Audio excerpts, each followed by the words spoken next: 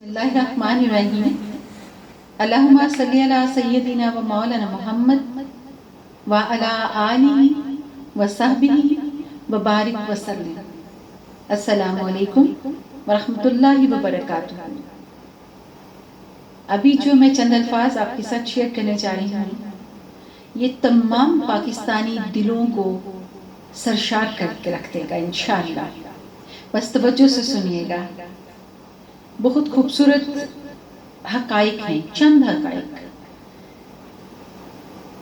جہاں جوتے خریدنے کے بھی پیسے نہ ہوں اور کوئی خاشم خان اسکواش کے میدان میں جھنڈے گاڑ دے اور پھر اگلے 52 برس تک اس کا خاندان یہ جھنڈا گرنے نہ دے، جہاں کروڑوں خواتین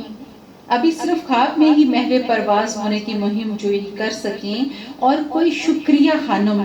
جہاز اڑانے لگے، اور وہ بھی آج سے 53 برس پہلے، جہاں 80% خواتین محرم کی اجازت کے بغیر گھر سے قدم نہ نکال سکیں، وہاں کوئی نمرہ سلیم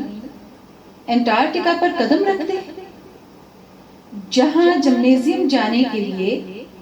بس کا پورا کرایہ بھی نہ ہو اور کوئی نسیم حمید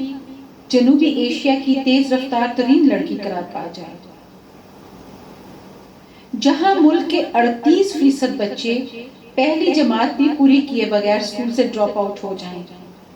وہاں کوئی علی معین نوازش ایک ہی برس میں 21 مضامین میں اے لیول لینے کا عالمی ریکارڈ قائم کر دے، جہاں ولید امجد ملک اقوام متحدہ کے تحت انسانی حقوق پر مضمون نگاری کے عالمی مقابلے میں اول آ جائے، جہاں 9 سالہ عرفہ کریم دنیا کی کم عمر ترین مائکروسافٹ کمپیوٹر انجینئر کے طور پر ابھر آئے، جہاں نابیناؤں کے لیے نہ تعلیم کی ضمانت ہو اور نہ ہی روزگار کی، وہاں کے نابیناؤں کی کرکٹ ٹیم ایک نہیں بلکہ 2 ورلڈ کپ جیت جائے، جہاں کے پہاڑی کو غیر ملکی کوہ پیماؤں کے کلی بن کر گھر کا چولہا جلنے پر خوش ہو جائیں اور ان میں کوئی نذیر صابر اور پھر کوئی حسن سرپارہ ماؤنٹ ایورسٹ سر کر لے،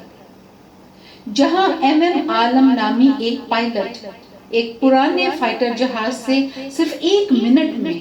دشمنوں کے 5 طیارے گرا کر دنیا کی ہوائی جنگ میں نہ ٹوٹنے والا ریکارڈ بنا دے، جہاں اوپر سے نیچے تک کچھ لیے دیے بغیر سرمایہ کاری کا تصور ہی محال ہو، وہاں کا کوئی اسد جمال فوربس میگزین کی top 100 global venture capital list میں 8ویں نمبر پر آ جائے۔ سوچئے، جہاں ایسے حالات میں بھی لوگ ایسے کارنامے سر انجام دے رہے ہوں کہ سر فخر سے بلند ہو جائے، تو سوچیں کہ اگر وہاں حالات سازگار ہو جائیں، سہولیات عام ہو جائیں، تو یہ ملک بلا شبہ دنیا کا بہترین ملک بن جائے۔ یہ ہے میرا وطن، میرا فخر، میری پہچان، میرا پیارا پاکستان۔